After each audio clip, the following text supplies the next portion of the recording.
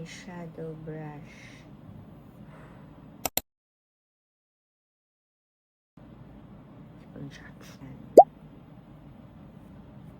This one is like this. Dito siya. And this. And this.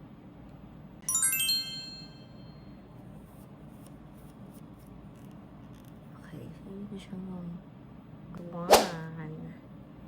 Ayan. Ito naman ay yung kanilang so, magunong-gunong mo din siya dito. We have the pocket mirror. Beauty sponge. Yung ganun yun dito. And me sponge. Wow, ganda lang po. Oh, cute!